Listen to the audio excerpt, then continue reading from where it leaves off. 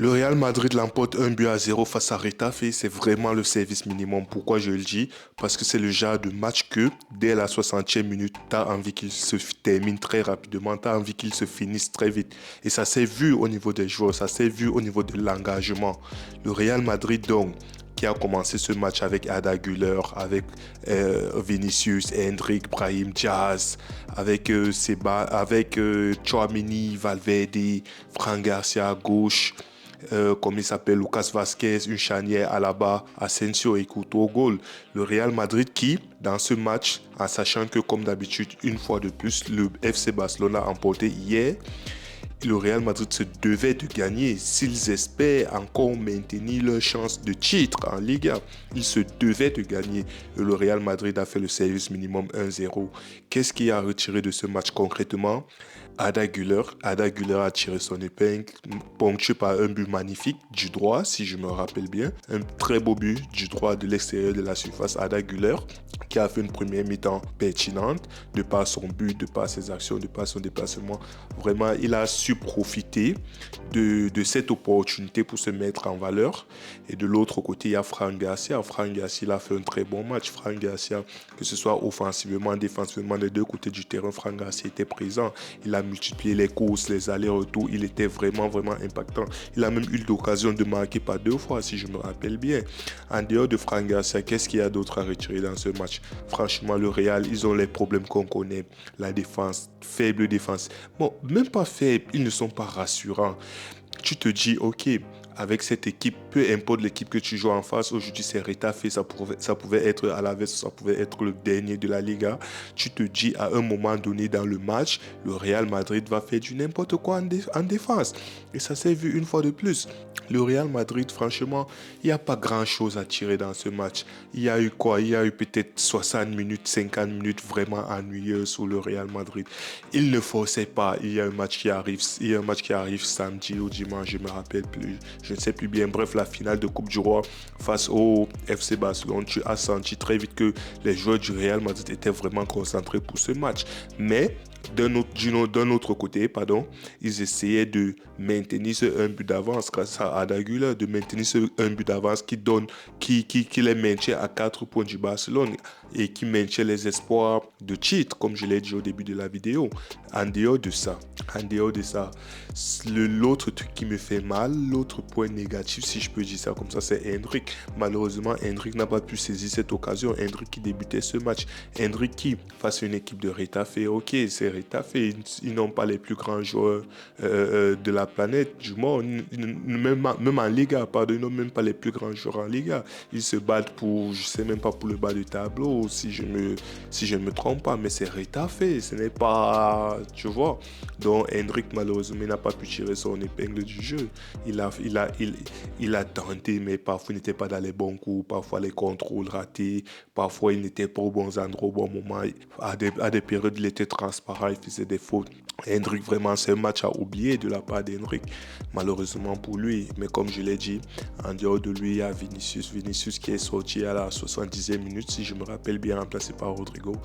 Vinicius qui a fait son match. Vinicius, ouais, ok. Il veut marquer, ça se voit.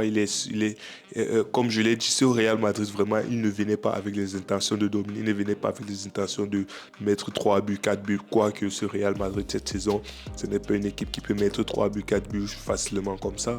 Et ça s'est vu lors des derniers matchs. Les 3 ou 4 dernières victoires du Real Madrid, c'est quoi? Ce sont des victoires de 1 but à 0, 1 but, 1 but, 1 but, 1 but.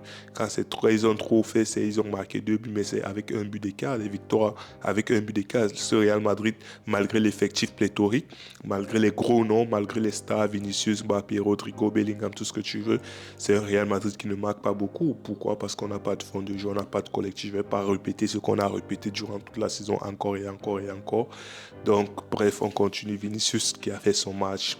Il a essayé, il était pertinent défensivement, offensivement. Il a fait ce qu'il pouvait, quoi.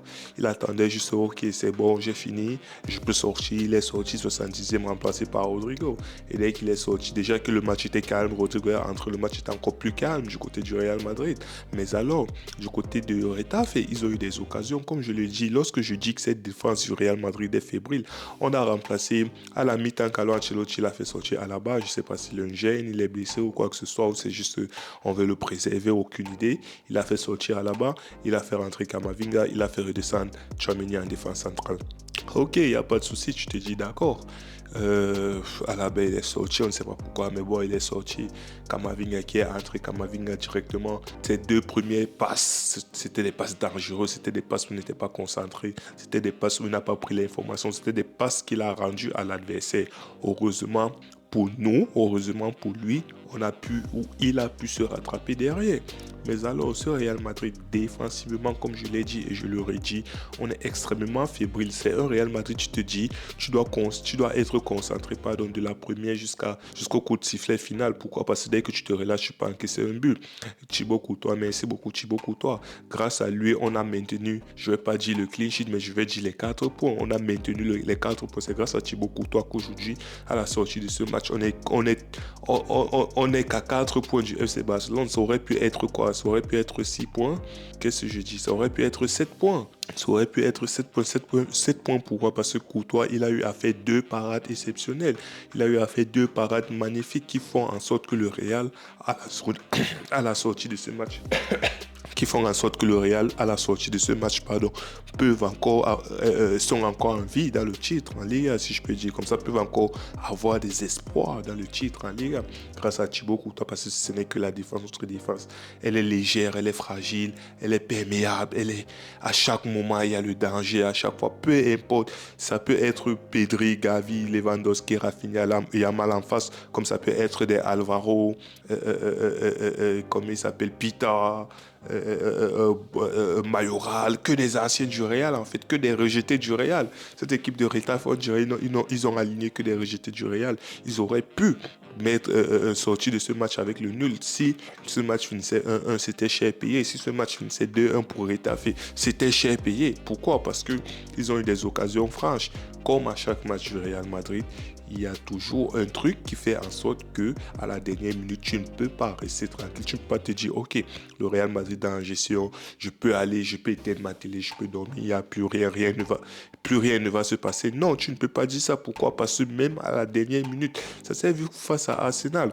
Le 2-1 d'Arsenal, ça vient quasiment, c'était la dernière occasion. Martinelli qui passe seul dans le dos, il prend la profondeur, il peut mettre le 2-1. Ça s'est passé encore aujourd'hui. Quasiment sur la dernière occasion de Retafe, ils ont failli marquer, ils ont failli mettre le 1-1. Pour ne pas dire peut-être 5 minutes avant ou 6 minutes avant, ils avaient déjà eu l'occasion d'égaliser. Donc, c'est vraiment cher payé. Le Real Madrid, à la sortie de ce match 1-0, ils ont pris les 3 points. Il reste à 4 points du Barça. Les espoirs de Chelsea sont en vie. C'est vraiment c'est jusqu'au boutoir, si je peux dire ça comme ça. Ce Real, vraiment, on ne se gère pas. Ce Real fait du n'importe quoi. Ce Real n'est pas sérieux. Je me demande, ok, on va jouer le FC Barcelone en Copa. On va jouer le FC Barcelone en Copa del Rey, finale de la Copa del Rey. Je me demande encore dans quelle configuration, dans quels paramètres on peut remporter ce match. Je me pose des questions. Y a-t-il vraiment espoir? Y a-t-il vraiment espoir avec ce Real, que ce soit que Mbappé soit sur le terrain, que ce soit Hendrick, que Vinicius soit sur le terrain, que ce soit Ada Güler ou Brahim Diaz, il n'y a vraiment pas d'espoir. Tu te dis, la lumière peut venir d'où? Et même si on marque, en fait, c'est ça le pire. Déjà, on est nul offensivement. Pourquoi? Parce qu'on n'a pas de cohésion, on n'a pas de jeu collectif, on n'a pas de fond de jeu. C'est compliqué pour nous de se créer de vraies occasions. Franchement, c'est pour tirer, tout le monde peut tirer. Mais on veut des tirs cadres, on veut des occasions dangereuses. C'est compliqué de se créer des occasions dangereuses. Et même lorsque tu réussis à te créer des occasions dangereuses qui mènent à un but, lorsque tu réussis à marquer ce but qui est en recherche, qu'est-ce qui se passe en défense? On est faible, on est friable. Et face à un FC Barcelone, eux, ils ne pardonnent pardonne pas. Les trucs que les joueurs de Reta font rater aujourd'hui, les trucs que les Mayoral, les Alvarez, les Pita et consorts, ils ont raté aujourd'hui. Face à Barcelone, ça ne pardonne pas. C'est ça le pire. Face à Barcelone, ça ne pardonne pas. On est nul offensivement, on est nul défensivement, il n'y a rien à faire. Il n'y a vraiment pas d'espoir. Si tu es lucide, si tu as regardé la saison du Real Madrid, si tu as regardé les matchs du Real Madrid cette saison, il n'y a vraiment pas d'espoir. Bref, on n'essaye jamais. Ça peut être... je sais même pas sur quoi m'appuyer. Et le dernier truc que j'ai failli oublier, c'est Kamavinga blessé. Je sais pas si on a dit aux adducteurs ou au pubis, aucune idée. Donc espérons que ce n'est rien de grave, espérons qu'il pourra être là pour le Classico et voilà, c'est le seul espoir. Bon, c'est le seul espoir. Bref, autant mieux le FC Barcelone nous bat, mais on a toutes nos forces en présence, comme s'il n'y a pas d'excuses en fait. C'est ça le truc. Donc, prochain débrief Classico le week-end. Barça Real, Coupe du Roi, finale de la Coupe du Roi. Et je serai là pour pleurer. Je n'ai que mes yeux pour pleurer en fait.